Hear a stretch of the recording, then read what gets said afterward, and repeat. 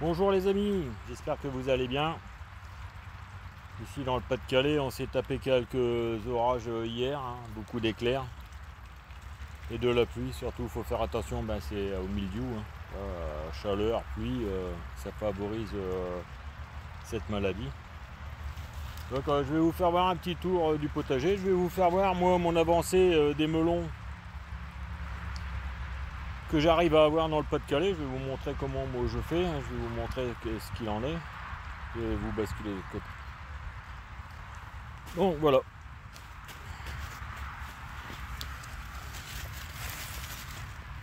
Donc voici les melons. Les melons du Pas-de-Calais.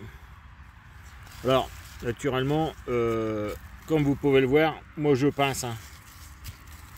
J'essaye pas d'avoir une quantité de fruits, mais avoir le minimum de fruits, mais qui puissent mûrir. Là, je vous montre, voilà, je taille. Et bien souvent, je fais 1, 2, 3 fleurs, je taille. Donc après, je vais limiter aussi pour pas avoir trop de branches. Comme là, c'est pareil. Ça, je vais l'enlever. Hop. C'est là, je vais enlever. Voilà. Donc je fais ça, je garde 3-4 branches maximum et 3 bouquets de fleurs. Comme ça développe les melons. Et je fais ça sur tous les pieds. Donc ici c'est pareil aussi. Donc je fais ça, je regarde. Là, ça y est, j'ai le melon qui arrive. Donc voilà ce que je fais. Un melon. 2, là il va avoir des fleurs et moi je coupe. Comme ça évite d'avoir toute la force qui s'en va là et ça va faire grossir le melon. Ici c'est pareil, il y en a un, donc je garde une fleur, tac, et je coupe. Et ainsi de suite, je fais ça, même sur les potirons. Les potirons, les petits marrons, je fais ça aussi sur les potirons, les petits marrons, je préfère en avoir des plus gros que d'en avoir 50 sur un pied. Et ça évite que tout s'étale. Donc je vous montre le reste du potager. Alors ici c'est les poireaux. C'est les poireaux. Alors naturellement je vais les couper ici. Là c'est les poireaux, je vais les couper ici à 10 cm. Je vais faire ça pour éviter que le verre du poireau arrive, naturellement, clac. Et je le referai mi-septembre à peu près, quand les poireaux ont repoussé, je retaillerai une fois. Donc voilà, je vais faire ça. Là, il y en a les plus grands, il y en a les plus petits, j'ai espacé un peu. Là, c'est de la betterave qui est bon à récolter, je ne sais pas si vous voyez. Alors, on va essayer de faire un petit point. Voilà. Les betteraves. Là, c'est les carottes qu'il faut que je démarie. Alors, ici, c'est les haricots verts. Alors, les haricots verts, il y en a plein, ils sont très productifs.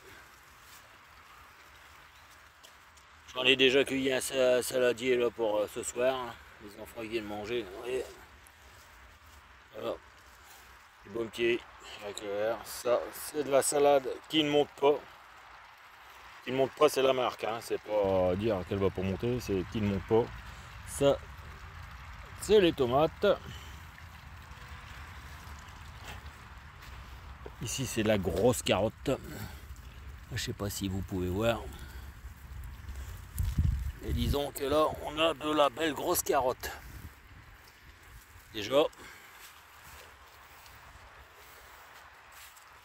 les boules de céleri rave. Voilà. Alors les choux, magnifique. Le céleri avec les choux.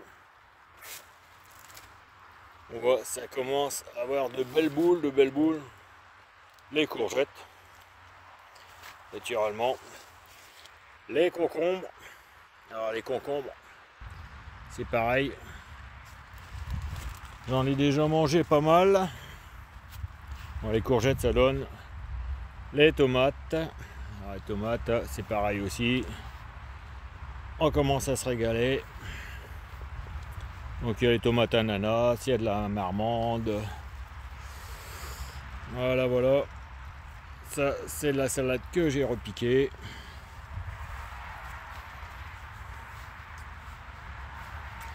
Ça, c'est dans la serre. Alors, cornu des Andes, de la Saint-Pierre, des tomates jaunes. Voilà, voilà. Donc voilà les amis, petit tour du potager. Je vous ai montré comment moi je fais par ici. Hein. Moi je suis en dessous de Béthune, hein. Je suis exactement à Bully-les-Mines, c'est-à-dire en dessous de Neux-les-Mines, où il y a le Loisy-Nord pour ceux qui connaissent, où on fait du ski sur le terri. Donc je vous montre ma procédé moi pour avoir des melons. Hein. Je fais ça depuis quelques années. Hein. Bon, j'ai toujours arrivé à avoir quelques melons malgré le climat, mais bon, ce qu'il faut c'est favoriser et puis donner la force au maximum au pied, hein, c'est pas de laisser filer parce que naturellement on nourrit tout et ça grossit pas. Donc aussi comme on est tributaire à de la chaleur, on essaye de concentrer les pieds, quitte à avoir que 3 melons ou 4 melons par pied, les tailler, mais au moins ça va grossir et ça va mûrir. Naturellement j'arrose avec du fumier de cheval, hein, que je dilue dans l'eau, aussi avec du purin d'ortie. Alors je vais vous montrer ça. Moi je mets deux godets pour un arrosoir de 10 litres. Je vais vous montrer ça. Voilà, je mets ça. Là c'est ça. Donc moi je mets ça. Voilà. Il y a tout, hein, et dedans il y a du fumier de cheval, il y a de la fiente de mes poules aussi. Quand il y a des orties, je mets dedans. Et voilà. C'est comme ça que je fais. Et ça marche. Hein. Je ne suis pas un jardinier expert. Hein. Je suis qu'un jardinier amateur. Mes parents faisaient du jardin. Donc voilà. Mon basilic, je vous montre ça.